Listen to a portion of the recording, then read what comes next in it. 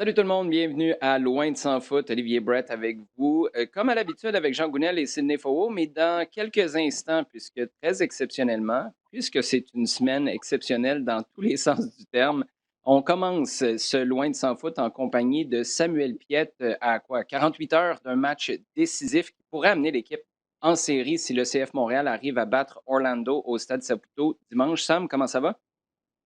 Salut Ali, ça va très bien toi? Ça va bien. La première question que je veux te poser, un premier match de playoff, parce qu'il ne faut pas oublier que l'an dernier, il y en a eu un, mais toi, tu avais décidé de te faire expulser dans les arrêts de jeu lors du dernier match de la saison. Euh, c'est ta cinquième saison, tu es arrivé en cours de 2017. Mhm. Comment ça être temps, là? Non? Oui, il commence à être temps, oui. Non, c'est sûr, l'an dernier, avec l'expulsion là, à la toute fin du match contre DC United, c'est sûr que j'étais déçu. Sur le moment, j'étais plus content de justement la qualification pour les séries que d'autres choses parce que, bon, à ce moment-là, je ne savais pas qu'on allait seulement que jouer un match. Puis j'espérais qu'on se rende loin. Malheureusement, ce ne fut pas le cas. Mais non, tu l'as dit, à 48 heures d'un gros match qui peut nous donner cette qualification-là. Donc, c'est le premier objectif. Puis, si je suis capable cette année de ne pas me faire expulser dans ce match-là, puis de pouvoir jouer le premier match des séries, évidemment, je serais content parce que ben, c'est un objectif en tant que joueur quand tu arrives dans un club que tu veux accomplir. Hein, tu veux participer aux séries. C'est l'objectif du club à chaque année, je pense. Puis, on est si proche cette année, donc tu veux évidemment en participer. J'espère que cette année, ça va être la bonne. De grâce. Jinx, rien en parlant d'expulsion. Là, on va juste vite passer à un autre sujet si ça ne te dérange pas. Je veux te ramener sur la victoire en milieu de semaine face à Houston. Très honnêtement, Houston n'était pas une bonne équipe, mais vous avez été solide en possession, surtout en première mi-temps. Vous avez montré un visage qui ressemble plus à ce qu'on a vu cet été, plutôt dans la campagne, alors que sur les matchs précédents, ça avait été un peu plus compliqué. Parle-moi de l'ambiance dans le vestiaire après le match, parce que ça devait être une satisfaction, mais en même temps, c'est pas le temps de faire sauter le champagne non plus. Ça ressemblait à quoi dans le vestiaire? Non, exact. On était évidemment contents de cette victoire-là parce que cette victoire-là nous donne la chance de justement de tout jouer pour dimanche. On savait que nul compliquait les choses contre Orlando. Puis bon, évidemment, une défaite enlevait tout espoir de justement jouer pour une qualification des séries ce dimanche. Donc, on avait deux finales. La première est faite, la première a été gagnée. Puis c'est ce qui nous permet encore d'y croire, puis comme j'ai dit, de tout jouer ce dimanche. Donc, oui, on était contents, mais évidemment, on sait que c'est que le moitié du boulot qui a été fait. Mais non, on sait à quel point en MLS, c'est difficile de gagner des matchs, surtout quand tu vas à l'étranger. À la maison, tu te dois de gagner. On se devait de gagner contre Houston, une équipe, oui, bon, qui jouait pour pas grand-chose. Hein. Leur avant-dernier match contre nous, il manque quelques éléments. Évidemment, ne font pas partie des séries. Donc, c'est un match un peu piège parce que quand tu joues une équipe qui n'a rien à gagner, c'est parfois difficile. Puis, c'est eux qui te causent des problèmes. Ils jouent librement. Mais je pense qu'on a bien géré ce match-là. On est allé chercher le premier but. Puis ensuite, le deuxième, chose qu'on n'a pas fait assez souvent cette année, de se donner un peu ce petit coussin-là. Donc, j'ai été très content de la performance de l'équipe, des joueurs. Puis, comme j'ai dit, c'est une bonne chose de se donner la chance de tout jouer, de jouer notre saison sur ce match le dimanche. Ouais, puis les deux buts dont tu parles, ça a été des buts marqués sur corner. Là, j'ai l'impression de vivre dans un monde parallèle où le 11 montréalais marque 8 buts sur corner dans une saison. Toi qui as vécu la fin de 2017, 18, 19, 20, des saisons où c'était quasi catastrophique sur coup de pied arrêté. Défensivement, c'était compliqué, mais offensivement, il y avait peu de production. Qu'est-ce que vous faites différemment cette année? C'est quoi qui s'est passé? On y travaille beaucoup plus que les années précédentes, je te dirais. À chaque entraînement, sans y passer une demi-heure sur les coups de pied arrêtés, que ce soit autant offensivement que défensivement, on essaie d'en parler. On les pratique, oui, sur le terrain, mais il y a beaucoup de conversations entre les joueurs et les entraîneurs, de justement voir ce qu'on peut faire, de connaître ce que l'adversaire fait, puis d'en prendre avantage. Je pense que cette année, malgré le fait qu'on a accordé quelques buts sur phase arrêtée, je pense qu'on est un peu plus solide que les années précédentes. Puis tu l'as dit, on est capable cette année de marquer. On prend, oui, le match contre Houston. Je pense aussi au match à Orlando où on fait match nul, le but de, encore une fois, Rudy Camacho, qui est un coup de pied arrêté travaillé. Puis il y a d'autres matchs où on a été capable de marquer. Donc, je pense que dans le jeu, dans le contenu, on est bien. On a une certaine manière de jouer, mais si on est capable aussi de marquer des buts sur phase arrêtée, c'est évidemment quelque chose qu'on peut ajouter à notre attaque, à notre armée, si je peux dire ça. Donc, c'est évidemment une bonne chose parce que ça cause beaucoup plus de problèmes à l'adversaire. Il y a des joueurs qui sont un peu plus près de leur marché, surtout des joueurs locaux. Tu fais partie de ces gars-là. Romel Kyoto a probablement pas la même expérience de ce qu'est le club, Montréal, la ville, etc. Est-ce que ça a été difficile d'un point de vue sportif là, de rester dans ta bulle du match contre Houston, du match contre Orlando avec tout ce qui s'est passé au cours de la dernière semaine ou ça s'est fait tout seul parce que dans le vestiaire, c'est comme ça que vous vont fonctionner. C'est un écosystème qui est complètement protégé de ce qui se passe à l'extérieur? Non, je pense que c'est justement, comme tu l'as bien dit, un écosystème qui est bien protégé, surtout avec le match contre Houston, le match qui s'en vient contre Orlando. On savait qu'on avait une seule job à faire, c'était de gagner ces matchs-là. Ce qui s'est passé à l'extérieur du vestiaire, ce sont des choses qui sont hors de notre contrôle, qui ne nous affectent pas directement sur le moment. C'est sûr qu'on en parle, c'est sûr qu'on se pose des questions aussi. Mais je veux dire, l'annonce du départ de Kevin Gilmore a été faite la veille du match de Houston, après l'entraînement, donc ça n'a pas affecté notre entraînement. Chacun, on est rentré chez soi, puis on avait, comme je l'ai dit, un objectif en tête, était de gagner ce match-là contre Houston. On s'était bien préparé. C'était pas le temps de changer non plus notre préparation, puis de trop penser, je pense, parce qu'on faisait de bonnes choses dans les dernières semaines. Donc, non, ça ne nous a pas affecté. Puis c'est sûr qu'avec la victoire là, de ce mercredi, fait en sorte que ça nous donne encore plus de confiance. On va être à la maison. C'est un match do or die. Donc, on est évidemment très, très, très craqué pour un match, très motivé. Puis on a hâte de le jouer. Donc, non, toutes les annonces qui ont été faites à l'extérieur du vestiaire n'ont pas affecté le groupe. Puis je suis content justement d'avoir la réaction du groupe. On l'a vu mercredi, de répondre présent. Puis qu'on avait qu'un objectif en tête, encore une fois, je le dis, c'était de bien performer puis surtout d'aller chercher ces 3 points-là. Bon, Sam, je ne sais pas si tu es trop jeune pour te rappeler des Motorola Razr, des téléphones Nokia sur lesquels j'ai été absolument extraordinaire pour jouer au serpent. J'ai perdu beaucoup trop de temps dans ma vie à jouer à ça, d'ailleurs, comme le démineur quand j'essayais d'éviter mes travaux de cégep à l'école. Ces téléphones-là, il n'y avait pas une batterie suffisante pour que tu les gardes toujours allumés. Il fallait les fermer. En 2021, les iPhones, les téléphones Android, ben, tu peux les garder allumés pas mal tout le temps. Dans des situations comme cette semaine, est-ce que là, tu te dis: «Tu sais quoi? On va le fermer pour 24 heures parce que tout le monde va se mettre à m'appeler, tout le monde va se mettre à me texter»? Ah, je te cacherai pas que j'ai reçu quelques messages textes d'amis, de la famille, mais sans plus, honnêtement. Ah Puis, oui? c'est sûr que rendu à la maison, tu sais, je vais t'avouer que quand je suis au centre d'entraînement, après l'entraînement, je suis beaucoup plus sur mon téléphone que quand je suis à la maison, puis je dois m'occuper de mon petit, puis être avec la famille. J'essaie justement de rester loin de ça, puis d'en profiter le plus possible.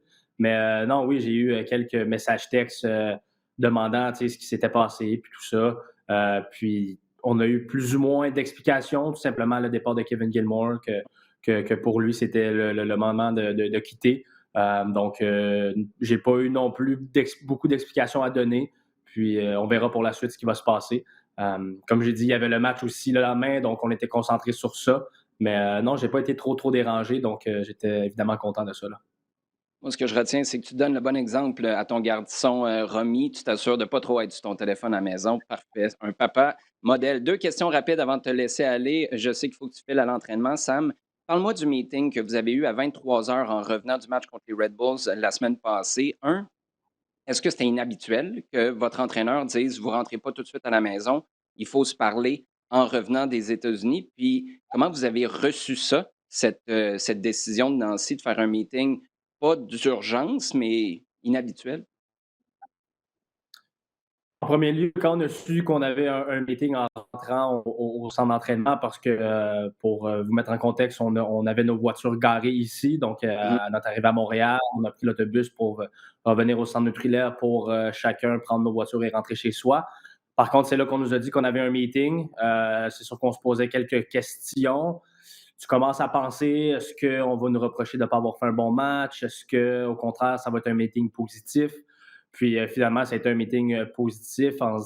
Le message qui était passé, en fait, c'était qu'on avait 2 matchs à jouer, 2 matchs restants. On savait que si on gagnait ces 2 matchs-là, on se qualifiait pour les séries, donc c'est encore entre nos mains. C'est sur 11 heures le soir environ. On devait se présenter le lendemain pour faire la récupération, pour l'entraînement pour les joueurs qui ont moins joué. Puis c'est là qu'on nous a dit, regardez, demain est un nouveau jour. Je veux personne qui arrive à l'entraînement avec la base. Je veux des joueurs positifs avec la mentalité justement de tout donner sur le prochain match contre Houston. Donc le meeting fut quand même assez court, mais surtout positif.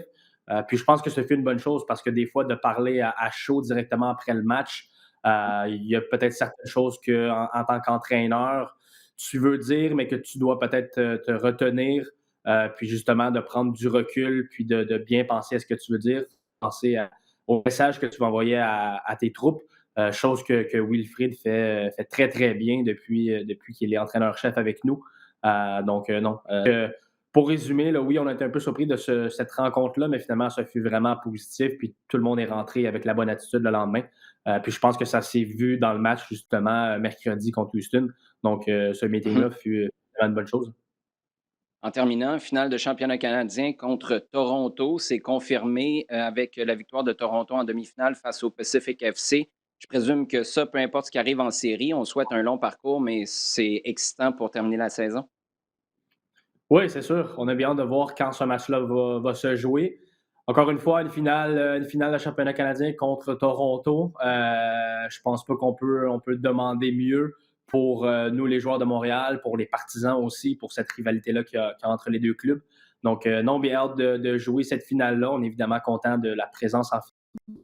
Par contre, on veut garder le trophée-là à Montréal parce qu'on se souvient bien, c'est nous qui l'avons remporté en 2019. Il n'y a pas eu cette coupe-là qui s'est jouée en 2020, donc c'est encore nous les champions à titre, puis on veut évidemment garder ce titre-là ici à Montréal et justement se donner la chance de participer à la Ligue des champions l'année prochaine.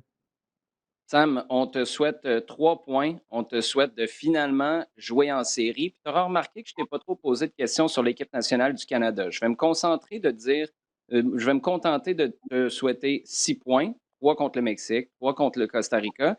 Et la raison pour laquelle je ne t'ai pas posé de questions là-dessus, c'est parce que je garde ça dans ma poche dans l'arrière pour avoir une raison de t'inviter dans quelques semaines pour parler de ces matchs-là contre le Mexique et le Costa Rica. Bonne chance en fin de semaine, Sam, puis on vous souhaite les séries.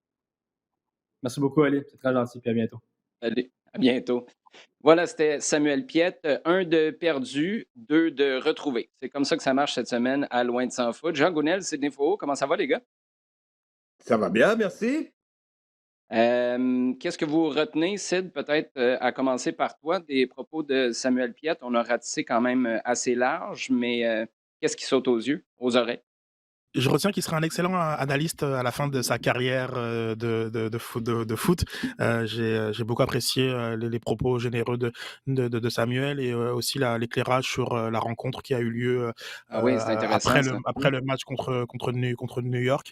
La nature des propos, parfois ça vaut la peine de se dire des banalités. Je veux dire, on savait que Houston c'était une équipe prenable et que le destin était toujours en main vu les résultats des autres équipes. Mais de le dire à ce moment-ci a eu beaucoup d'importance pour que les joueurs soient avec un esprit concentré sur la tâche, mais aussi un esprit positif et entreprenant sur ce qu'ils ont à faire durant la semaine. Je pense que la portée des mots est surtout due au timing. Mhm. Là, je trouve ça vraiment très intéressant et très fin de la part de Wilfried Nancy d'avoir pris ce moment-là, court moment d'ailleurs, pour faire cette précision auprès de son groupe.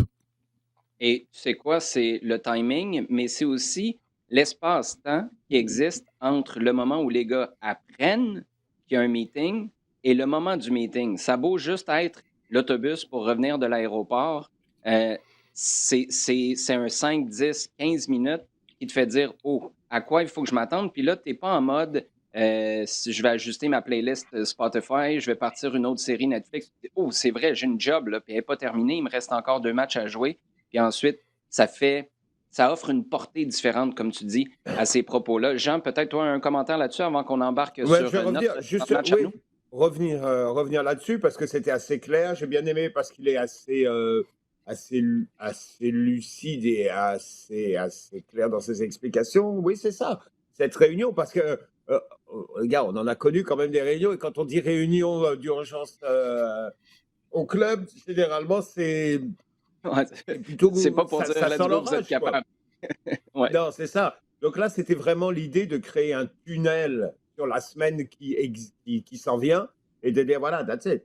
C'est là, au bout du compte, tout ce qu'on fait là, tout ce qu'on vient de faire, ça prend sa signification dans les 5 jours qui viennent. Maintenant, on va se concentrer complètement là-dessus. Il n'y a rien d'autre. Et puis voilà, on est sur une dynamique qui nous permet d'y croire. On va y croire pendant les 5 jours là et on fait abstraction du reste. Et ça, je pense qu'il l'a Et, bien expliqué.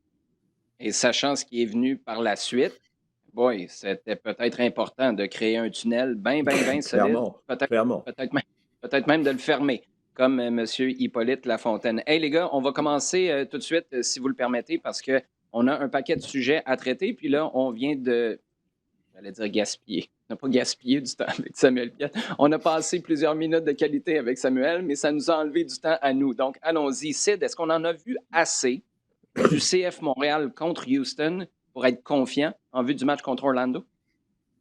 Non, non, malheureusement non, puisque la qualité de l'adversaire, fait en sorte qu'on ne peut pas se contenter, du résultat et même du contenu. Il y a eu des éléments très intéressants dans le contenu. Moi, je reproche à cette équipe de pas tirer assez au but. Je sais que ça a 100%. été, mentionné à Wilfried Nancy. Je le disais, à la station, que Wilfried a rétorqué: «Oui, mais on peut tirer de 90 mètres, et ça vaut ce que ça vaut». Non, l'équipe était, dans les stats avancées, 4e équipe qui tire le moins de la ligue sur 27. Mhm. Je parle pas de la conférence, Est, mais sur l'ensemble de la ligue. Là, il y a eu 16 tirs qui ont été, adressés. Il y a eu une agressivité constante, à ce chapitre-là. On a rapidement trouvé les espaces et les fenêtres de tir et on les a utilisés. On s'est maintenu très haut dans la surface, adverse, dans le dernier tiers adverse, grâce justement à Hamdi et Wanyama, surtout, qui ont très bien occupé l'espace au milieu de terrain. Ça, c'est positif. Maintenant, en face, était beaucoup trop faible pour Mhm. être rassuré face à Orlando, qui, lorsqu'il y a perte de balle ou attaque placée, est largement plus dangereux que Houston. Et dans le seul temps fort de Houston, les 10 minutes qui ont suivi Ça a chauffé. c'est ça, ça a chauffé. Puis, ben, si c'est Ouais, Darrell ouais. Diquet, si c'est Dani, bon, voilà, on parle d'un match différent. Donc, oui, je suis content de l'attitude de l'équipe après le match contre New York. C'était important d'être conquérant. Ils l'ont été, mais je peux pas non plus être pleinement rassuré. Juste pour conclure sur ce que tu dis par rapport au tir, je suis tellement d'accord avec toi. Puis je vais faire le parallèle avec les corners. Il fut un temps où les corners, là, on les jouait tout le temps de la même manière. T'envoyais dans la surface de réparation. Puis l'adversaire, moi, je pense que c'est pour ça que Montréal n'avait pas de succès. C'était trop facile de défendre contre toi. Là, cette année, Tommy Mihailovic qui joue direct. Des fois, c'est Torres qui joue direct. Des fois, les deux jouent court.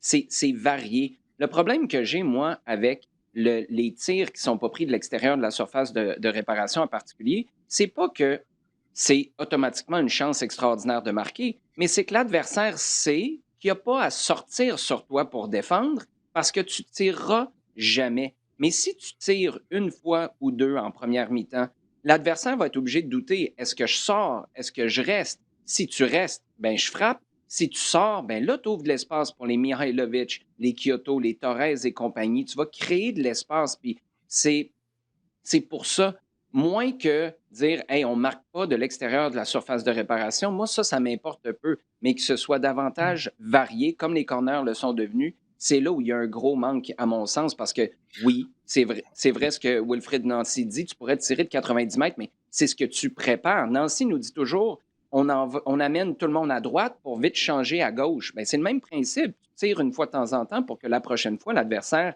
sachent pas à quoi s'attendre. Exactement, j'ai une petite anecdote sur un de nos collègues à RDS, Vandril Lefebvre, contre qui Mhm. j'ai très souvent joué dans ma jeunesse, et la sienne d'ailleurs, hein, parce que je suis pas si vieux. Il a une frappe extraordinaire. Et tu le sais, Olivier, tu l'as coaché. Mhm. Une frappe d'une Un puissance missile. extraordinaire. Ouais. Et un missile. Et Vandril, toujours très très très tôt dans le match, tirait super fort et t'envoyait le signal oh boy.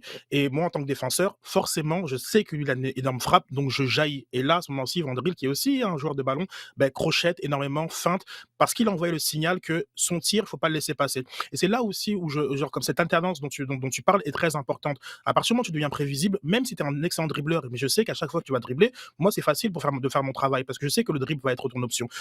Par contre, si tu me montres que tu as plusieurs outils dans ton coffre, à ce moment-là, c'est très compliqué de savoir lequel il va utiliser à ce moment-là. Et c'est là où je suis d'accord avec toi, c'est l'importance de ce choix face à l'adversaire.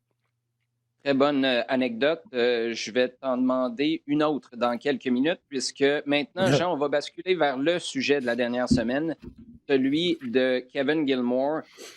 Dans la catégorie, les 2 premières années de ton règne ont en rien ressemblé à la dernière. C'est difficile de faire plus tranché que le règne de Kevin Gilmore au CF Montréal.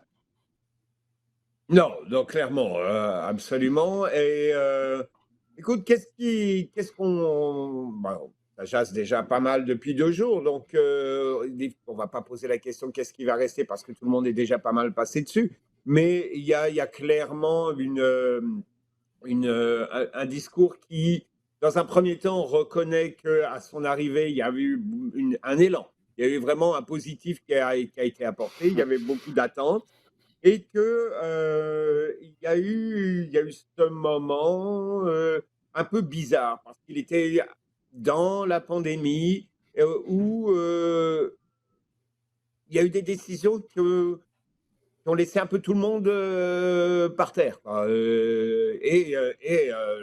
plus Juste pour importante, être c'était clair, bien Jean, tu entendu, parles du rebrand, là, juste pour être clair, ou il y a... voilà, et bien entendu, l'essentiel, c'est le rebrand et le changement de visage, de nom, Mhm. etc. Et le questionnement qui était un petit peu à l'opposé, parce que disons jusque-là, l'idée était un peu, ok, on a l'impression qu'il sait où il va, et on a l'impression qu'il emmène le club vers une direction qui semble être intéressante et qui se projette pas mal vers l'avenir. Et à partir de ce rebrand et à partir de ce moment-là, c'est beaucoup plus un questionnement. Qu'est-ce qu'on fait? Qu'est-ce qui se passe? Qu'est-ce que ça veut dire? Où on va? Quel visage on a? Et, et qui va en fait masquer un petit peu tout ce qui a été fait avant, Avant. sur lequel il ne faut pas cracher, parce qu'il y a Non. clairement eu quelque chose de très positif de fait avant. Oui. Je parlais d'anecdote, Sid. T'en as une qui, à mon sens, résume. Je t'ai entendu à la radio cette semaine, là, je présume que tu sais de laquelle je parle. Ah, C'était le matin. C'était le matin où la section 132 a été fermée. Puis je vais te laisser la raconter, mais juste avant, j'ai l'impression que ça résume la dernière année, dans le sens où c'est pas tant ce qui a été fait ou pris comme décision, c'est comment on s'est senti en les apprenant puis en nous les expliquant. Je te laisse le raconter, puis on pourra peut-être élaborer par la suite.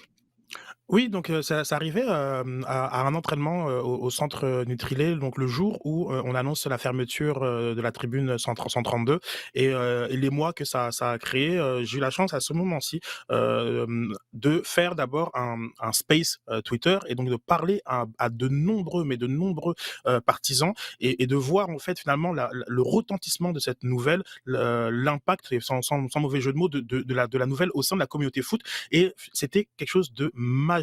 Je pense que peut-être certaines ne s'en rendent pas compte, mais cette nouvelle était majeure. Et donc je pars de de l'entraînement 1 heure après quasiment que les gars aient fini. Et sur le parking, je croise Kevin Gilmore, donc Monsieur Kevin Gilmore, à qui donc j'adresse évidemment mes salutations, mon bonjour. Et pour cette espèce de discussion d'ascenseur, hein, ce petit small talk, je lui lance un bienveillant, grosse journée hein, aujourd'hui. Et c'est là où Oli, moi j'ai vraiment été saisi. C'est il m'a répondu, alors que c'est une journée comme une autre.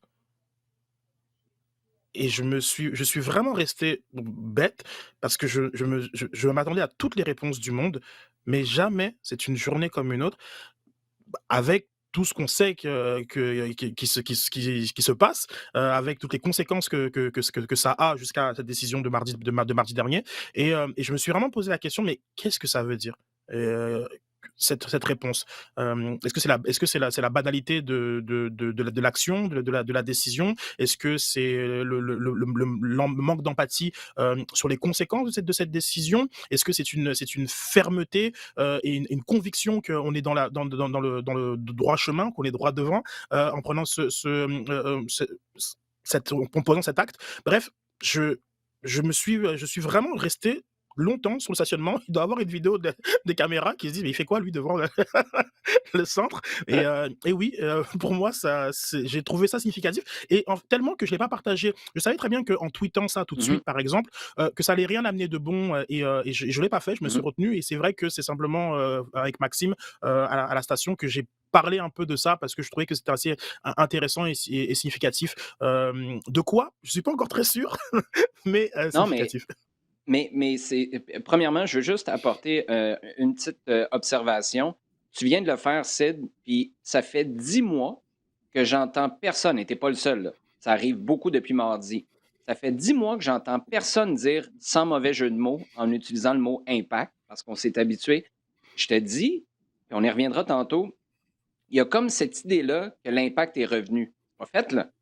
C'est pas. Mais là, on a recommencé. Il y a plein de gens qui ont recommencé à s'excuser du jeu de mots impact, alors qu'il n'y en a pas. On parle du CF Montréal en ce moment. Bref, c'est juste une petite observation parce que ça faisait des mois que j'entendais plus ça. Puis cette semaine, ça a plu les sans mauvais jeu de mots. Bref, moi, je reviens à cette anecdote-là parce que si on donne l'impression, et je présume que ce n'était pas le cas, mais on donne l'impression que mettre les ultras dehors, c'est l'équivalent de faire la vaisselle, mettre ses souliers ou aller se raser avant d'aller au bureau, il y a quelque chose qui ne va pas. Là. Il y a une déconnexion entre comment nos gestes sont reçus, accueillis, versus ce que toi tu fais. Puis c'est correct, peut-être que c'est banal, mais il faut comprendre que ça ne l'est pas pour les autres. Et c'est là où, Jean, il y a comme une déconnexion au cours de la dernière année où moi, j'ai eu l'impression qu'on a communiqué pour avoir raison.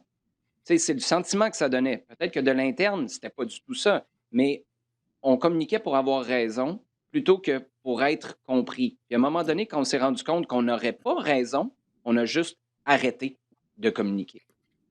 Oui, complètement. C'est vrai que c'est l'impression que ça donne, et c'est d'autant plus marquant que c'est justement l'inverse de cette image qui était donnée auparavant.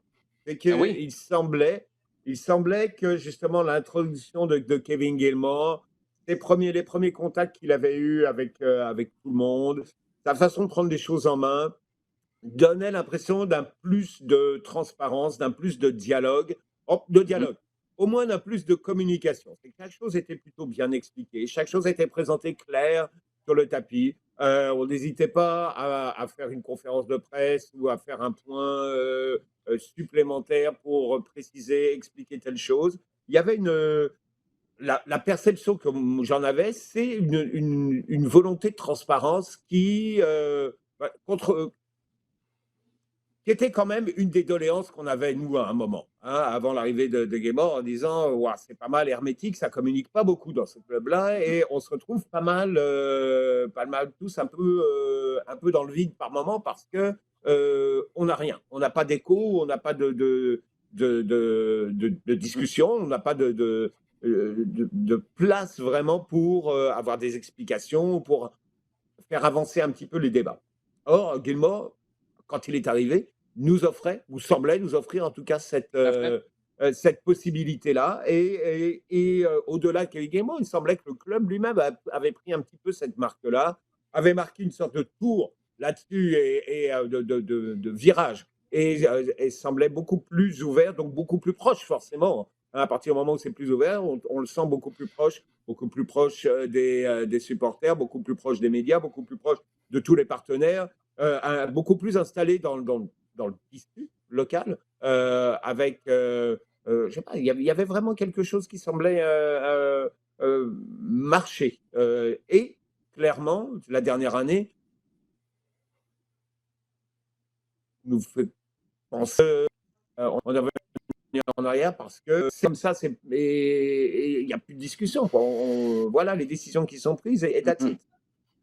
Ouais, et juste deux petites remarques par rapport à ça. Un, moi, j'ai aucune idée comment j'aurais réagi avec toutes les attaques. Là, on apprend qu'il y avait de la sécurité autour de la maison de Kevin Gilmore. Tu sais, ça a complètement dégénéré, cette histoire-là. Et est-ce que moi, j'aurais eu la volonté de continuer de sortir, de continuer de faire la promotion d'un rebrand qui est passé croche, là, tu sais, ou qui a été accueilli par certains, mais après, on attendait la suite. Puis même là, la suite, il n'y en a pas vraiment eu. Je ne le sais pas, mais c'est Non. certain que cet événement-là a été hyper traumatisant pour l'organisation dans son ensemble et je présume Kevin Gilmore en particulier.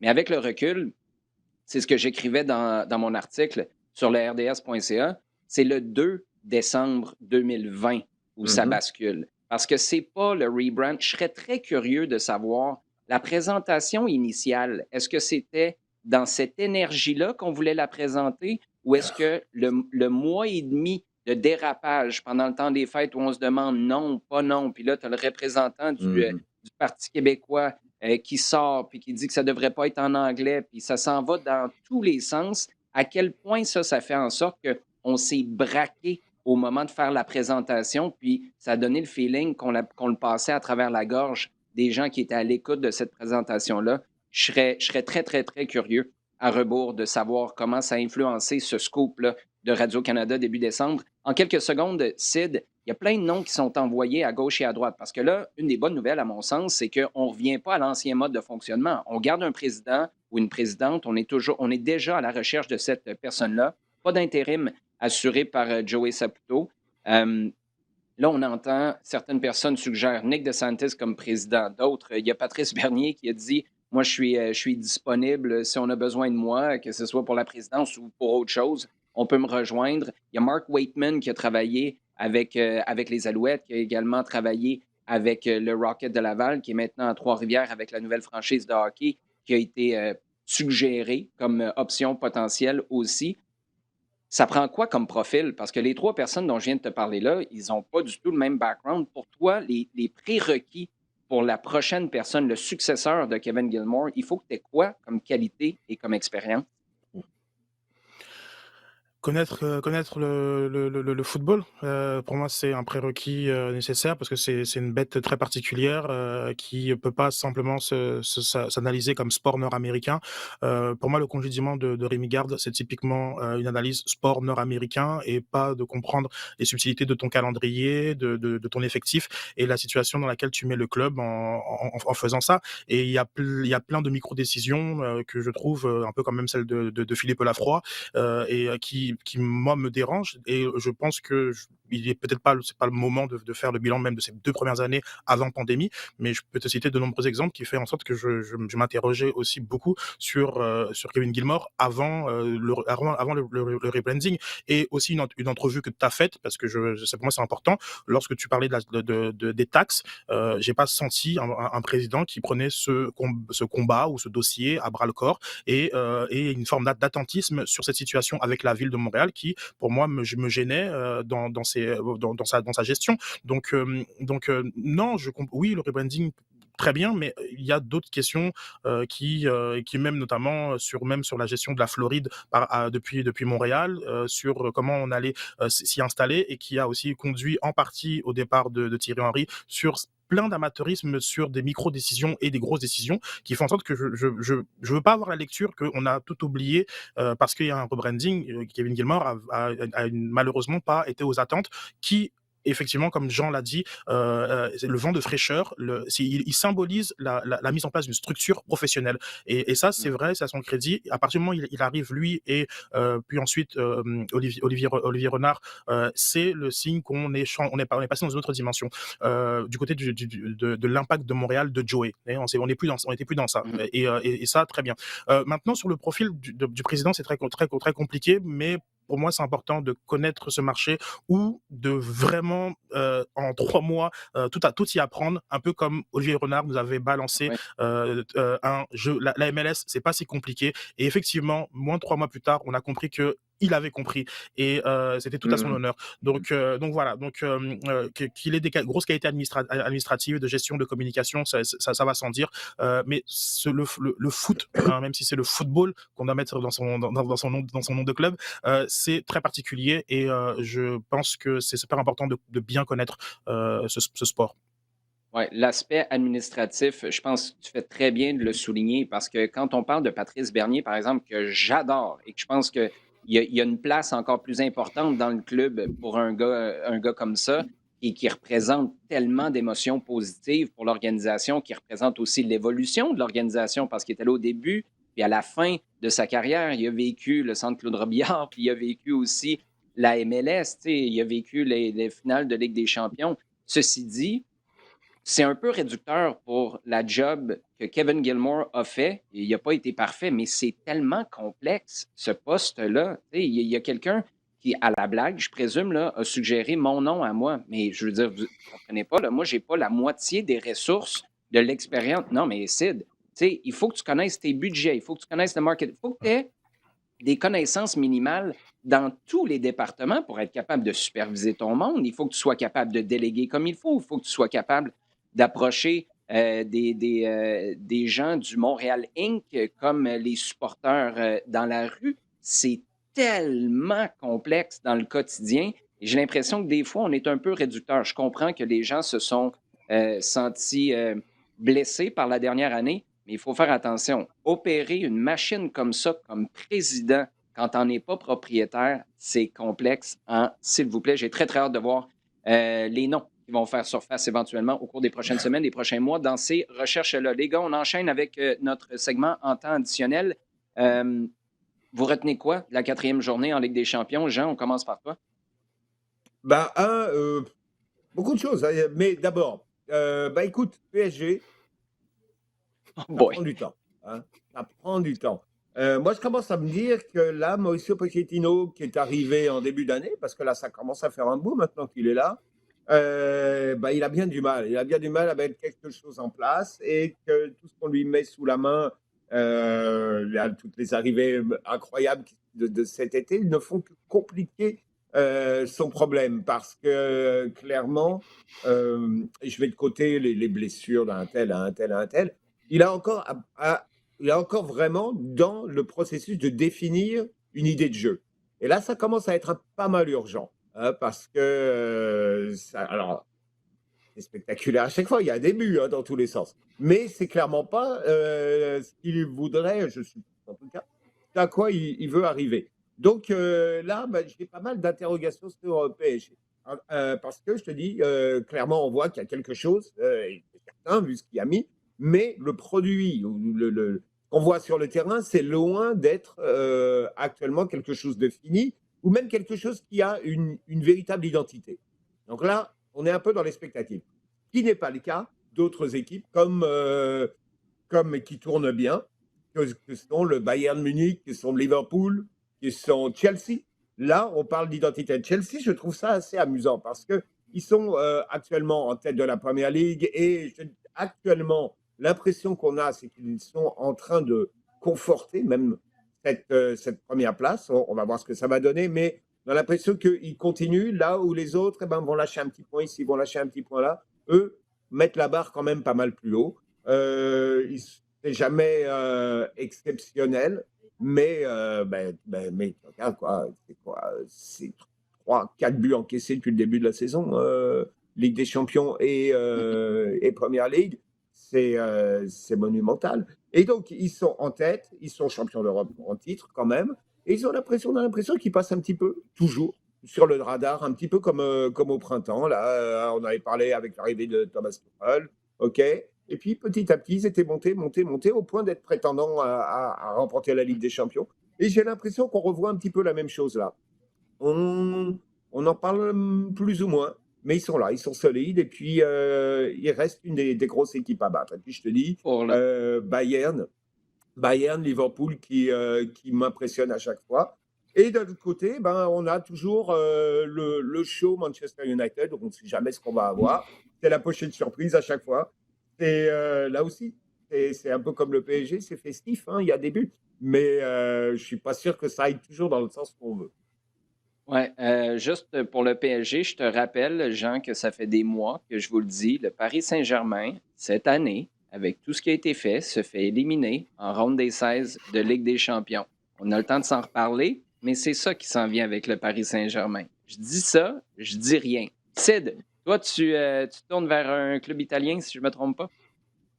Oui, vers le Milan AC qui reste en vie avec son match nul contre Porto, mais qui est symbolique de club que pourrait on mettre dans le deuxième chapeau. Jean a nommé le chapeau 1 en parlant de City, Liverpool, Mhm. Bayern et Chelsea, des équipes qui sont capables de jouer sur deux tableaux, mais capables véritablement de jouer sur deux tableaux. Et je vois maintenant de plus en plus un profil d'équipe comme Milan AC qui symbolise très bien avec le fait qu'ils soient invaincus en Série A, mais qu'ils soient bons derniers de leur poule, des équipes qui sont incapables, malgré leur pédigré, de jouer sur deux tableaux et ils rejoignent dans ce Mm. camp la Juventus, l'Inter, l'Atlético Madrid, des équipes qui on a internalisé l'idée que c'est soit ils vont réussir en championnat ou soit ils vont faire un parcours en Coupe d'Europe. Et je mets aussi le Manchester United dans le lot qui l'an passé avec son très bon parcours en championnat par contre a été reversé en Europa League et je trouve ça fascinant parmi ces gros européens ce niveau d'exigence qui est assez faible finalement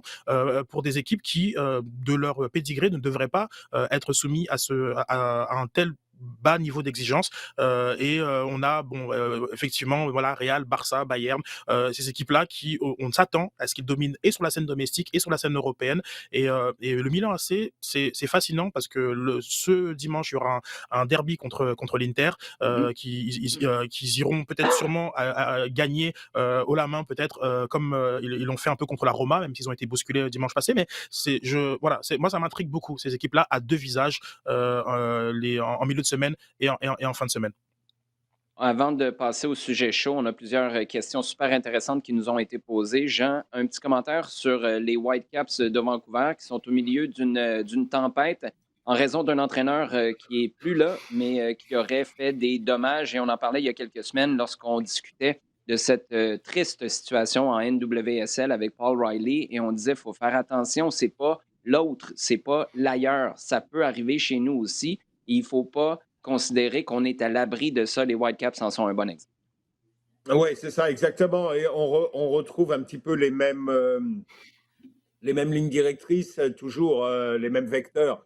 C'est-à-dire d'une joueuse s'est plainte, qui a déposé des accusations contre un entraîneur il y a déjà longtemps. On parle d'il y a une dizaine d'années, avec toujours le même type d'histoire. Qui se résume à si tu veux jouer, il faut que tu couches avec moi. Ce genre de créer cette relation-là, donc de pouvoir, hein, de domination vis-à-vis d'une joueuse en jouant avec sa carrière, avec ce qu'elle cherche à faire et ce qu'elle rêve de faire. Et d'un autre côté, des plaintes posées auprès du club et l'absolu, manque de transparence de la part du club et deux, la volonté de ne pas faire de vagues puisque après enquête interne, l'entraîneur en question a été remercié au bout d'un an, mais sans que les véritables raisons n'aient été mises sur la table. Et Comme Paul donc, Riley à Portland. Mhm. c'est sensiblement la même chose. Là, dans le cas de Uber Busby à Vancouver, sans que les raisons n'aient été clairement indiquées. Pour quoi? Pour protéger le club. Comme au niveau de Riley, c'était pour protéger la Ligue, avec toujours cette même dynamique derrière, et dont on se rend compte qu'elle est empoisonnée parce qu'elle pourrit complètement. Là, aujourd'hui, on apprend que la MLS, après toutes ces révélations et le fait qu'on se rende compte que l'enquête interne menée par les Whitecaps n'apporte rien et n'a été faite qu'en surface. La MLS elle-même a monté une enquête indépendante, une commission d'enquête indépendante pour regarder un petit peu comment ça se passe. Ça rejoint aussi un autre problème avec un ancien entraîneur des Whitecaps, Bob Birarda, qui lui a été Mhm. arrêté et accusé d'agression, d'exploitation et d'agression sexuelle. Dans le lot des entraîneurs qui ont été accusés ces derniers mois. Donc, c'est cette culture de on dit rien parce que ça nuirait à l'image du club, on dit rien parce que la Ligue aurait du mal à soutenir ce genre d'accusation-là parce que qu'est-ce que ça veut dire? Les sponsors, les partenaires s'en iraient. Donc, on préfère plutôt rien dire. Ouais. On va s'en occuper à l'interne, mais surtout, taisez-vous. Or, là, on est actuellement en face de joueuses et d'un mouvement où on dit non, clairement, Exact. se taire, absolument, ça n'apporte rien, ça n'a rien de positif et ça Mhm. ne ferait que continuer en fait ce système-là. Et c'est la raison pour laquelle je pense que c'est très positif qu'on sorte, même si c'est 10 ans plus tard, pour montrer qu'il y a eu un silence qui a été gardé pendant beaucoup trop longtemps. Et c'est ça qui doit absolument changer. On passe à nos sujets chauds, les gars. On commence avec une question pour toi, Sid, celle de Felipe Ponce. Si vous aviez engagé un vieux 2 piastres là-dessus, quel est le pourcentage de chances que le club redevienne l'Impact de Montréal? J'entendais des membres des Ultras parler à la radio et dire qu'eux, ils évaluent à 80 les chances d'un retour en arrière ou du moins qu'un compromis soit trouvé. Toi, t'es où là-dessus? 95%. Et ça, c'est qu'on revienne tout court ou qu'on trouve un compromis? Un peu des deux, Oli, ça j'avoue que je pense qu'aujourd'hui on a peut-être mieux conscience de qu'est-ce que représente l'impact. Euh, ça, personnellement, ça me parle pas plus que ça comme mot, mais comme beaucoup de noms et de mots dans le sport. Sauf que pour nous au Québec, l'impact c'est le soccer, l'impact c'est le foot, l'impact c'est le club professionnel qui est le vecteur de nos émotions sportives dans le soccer. Et par rapport à ça, je pense que c'est cette réalisation commune qui est peut-être a échappé durant les 18 mois de préparation du rebranding, et légitimement, parce qu'il y a des résultats, on va dire corporatifs, Mhm. billetterie et audience qui faisait douter de l'importance que pouvait avoir ce mode pour les gens. On a pris conscience aujourd'hui que ça a l'importance. Donc, pour moi, je vois deux scénarios. Soit avec des investissements massifs dans le sportif ou même dans le stade, comme on en parlait hier, tu vas de l'avant avec la vision CF Montréal, parce que moi, c'est la plus grosse déception du rebranding. C'est pas le rebranding en soi, mais c'est l'absence visible de changements qui font que, là, c'est le CF Montréal. Parce que moi, j'ai l'impression qu'on a juste peinturé la maison et qu'on nous a dit que c'est une maison Mhm. différente. Tout à Et fait. soit tu vas dans cette direction-là, ou soit tout simplement, tu reviens à Impact de Montréal. Donc, pour moi, il peut pas avoir ce statu quo qu'on a eu cette année, quelles que soient les raisons structurelles post-pandémiques qui justifient ça. Je pense par exemple que le sondage sur le stade aurait dû être envoyé la semaine qui suit le rebranding. Pour moi, c'est une Mhm. faute, quel que soit ce que tu fais des résultats immédiatement ou pas. Mais je vois que deux scénarios. Et dans ce scénario-là, ça fait du sens aujourd'hui de considérer que le mot impact, pour sa symbolique, revienne. Maintenant, comment? C'est une question très très fine de ta part, Oli. Je ne sais pas si, voilà, est-ce que Mhm. impact montréalais ou impact club de Non, foot, non, mais je comprends. etc. Ouais, ouais. Mais voilà. Je comprends très bien ce que tu veux dire. Et tu sais, je relisais l'article que j'ai écrit au lendemain du rebrand, puis à ce moment-là, je disais c'est dans 18 mois. J'ai toujours dit, puis je vous l'ai répété à plusieurs reprises, juillet 2022, c'est dans 18 mois qu'on va savoir si c'était un show de boucan ou des racines fortes. Peut-être qu'à l'interne, on va dire que, attendez, là, il y avait des choses qui étaient super intéressantes, super importantes, et ça, on va les garder. Tu peux avoir un président ou une présidente, le successeur de Gilmore, qui dit attendez, là, ça ne vous a pas été communiqué comme il faut, ça, mais nous, à l'interne, on le voit, on est sur la bonne track pour ça, ça, puis ça, et on le garde. Ça n'a pas été un échec total. Ceci dit, oui, on va revenir à l'impact ou on va trouver un compromis, peu importe, mais moi, je pense qu'il faut faire attention à ça parce que j'y voyais une comme tu as dit, une opportunité de repartir sur des bases nouvelles qui n'étaient pas l'impact Joey Saputo 2009 ou 2009, c'est un mauvais exemple, ils ont gagné le championnat cette année-là. Yeah. De 2007 ou 2014. Désolé, Frank Lopez, on va citer 2014 pour ça. Jean, il y a il y a Chan plutôt qui dit que pensez-vous du congédiement rapide de Nuno Espirito Santo du côté de Tottenham et la mise sous contrat de Conte? Deux choses différentes. D'abord, Nuno, tu savais très bien que ça ne tiendrait pas. Tu savais vraiment que ça ne tiendrait pas, dans la mesure où, quand il arrive, il était déjà le 5 ou 6e choix de Daniel Levy à Tottenham. Clairement, il y avait eu des discussions avec Antonio Conte, et en tout cas, le profil idéal, et d'ailleurs c'était clair, ça avait été dit, c'était quelqu'un comme Antonio Conte, surtout après son divorce avec l'Inter.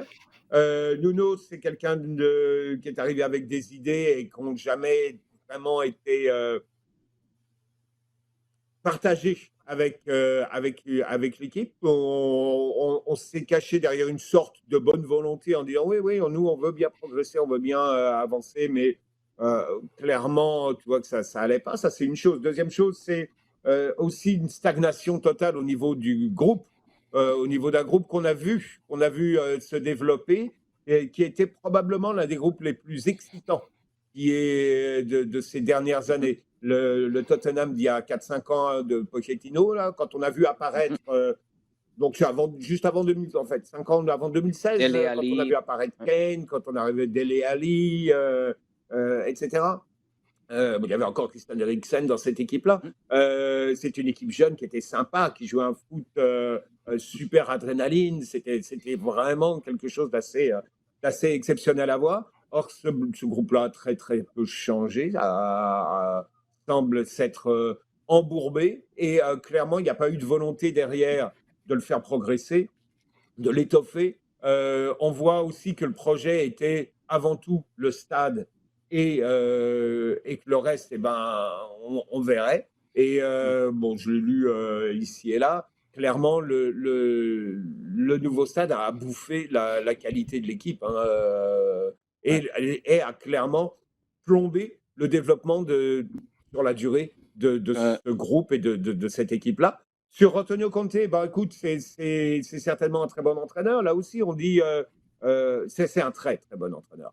On dit oui, attention, Conte, il gagne des titres. Tu sais, on disait ça la même chose de Mourinho, et au bout d'un moment, tu veux pas arriver avec cette étiquette-là. Hein, il gagne des titres, mais tu es un caractériel, et il y a toujours un gros risque, voire une quasi-certitude que ça se termine en pâté.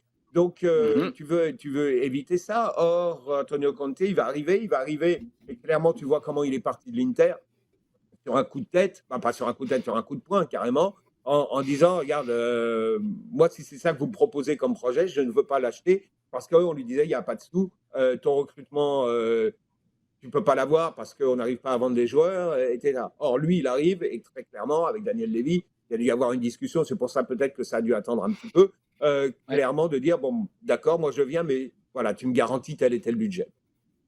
Oui, très intéressant. On enchaîne avec une question de Lou Dog. Je vais y répondre rapidement pour qu'on ait le temps d'y aller avec une dernière par la suite. C'est une question quand même assez longue, mais je la lis au complet parce que la dernière portion est peut-être la plus importante et pertinente là-dedans.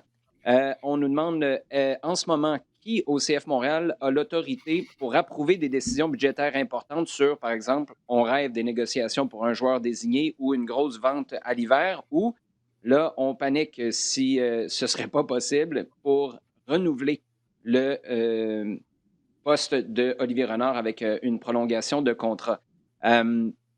Je dis que la dernière portion de cette question-là est la plus importante parce que l'autre jour, j'étais à la description de la rencontre, puis mon collègue Georges Larac, qui était aux abords du terrain, et nous disait que lui, ce qu'il entendait au stade, c'est que Olivier Renard a des responsabilités accrues, aurait des responsabilités accrues en ce moment, pas pour devenir président, de ce qu'on comprend, mais il y en a plus dans sa cour pour prendre certaines, je ne sais pas si c'est certaines décisions majeures ou si c'est juste pour véhiculer certains messages à l'interne, je ne le sais pas, mais étant donné que c'est ça, ça réconforte un peu que Olivier Renard s'en va nulle part. Sid, je ne sais pas en quelques secondes si tu voulais ajouter quelque chose là-dessus. Non, c'est très juste ce que tu dis sur la plus grande latitude donnée à Olivier Renard. C'est normal, ce sont un directeur sportif qui fait très bien son travail et qui Mhm. nous communique, hein, parce que j'ai pas assez insisté sur l'importance de la communication dans le rôle de président. Communique très bien sa vision et donc effectivement, oui, j'ai eu les mêmes échos. En tant qu'autorité, il manque quelqu'un et tantôt tu m'as fait penser à ça en parlant de présidente. Véronique Fortin, j'entends pas assez souvent son nom, mais c'est l'adjointe, le bras droit de Joe Saputo depuis des années et elle a un rôle essentiel dans la structure de ce club et je ne serais pas surpris qu'elle soit considérée aussi pour ce poste. Pour vrai?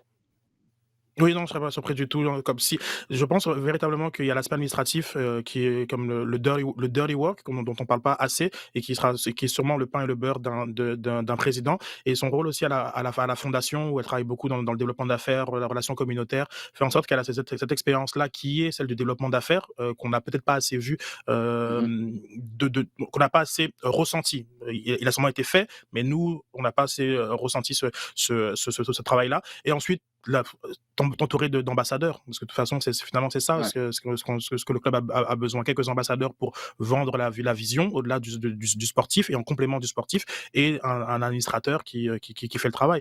Donc peut-être que là où on se trompe un petit peu, c'est le fait de vouloir avoir une personne qui incarne tout en même Mhm. temps et c'est peut-être ça fait un petit peu peut-être trop impact de Joey. Non, il faut une équipe, une structure et on va trouver son compte.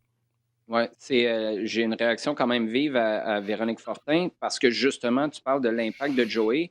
Je pense que les deux sont indissociables et je pense Mhm. que, je ne sais pas si c'est à l'externe et à l'interne, mais j'ai l'impression qu'on aurait le sentiment de revenir à ça. Puis peut-être que dans les faits, c'est deux personnes qui ont des manières d'opérer complètement différentes, qui sont perçues de manière complètement différente, mais c'est pour ça que j'étais surpris par la suggestion. Mais écoute, moi, ce que j'entendais, c'était que ce serait quelqu'un, on considérait des gens près de la famille. Ben, c'est difficile de trouver quelqu'un qui est plus près de la famille que Véronique Fortin. Sid, on termine avec toi.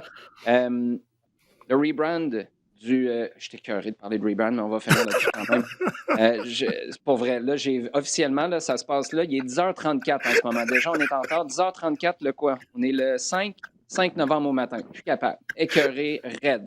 Mais continue donc pour m'écœurer encore un petit peu avec ce qui s'est Euh, passé du côté de la Nouvelle-Angleterre. Voilà, donc après 26 ans, la Nouvelle-Angleterre a décidé de changer son logo au crayon de couleur et d'aller avec une nouvelle direction. C'était le logo le plus ancien de la ligue Mhm. qui symbolisait Mhm. aussi l'arrivée le retour du sport professionnel en Amérique du Nord en 80-96 et donc les leçons à tirer sont assez simples. On a parlé aux supporters. Donc ça, c'est la leçon numéro un. Par contre, on ne leur a pas parlé directement. Et ça, il faut quand même le souligner.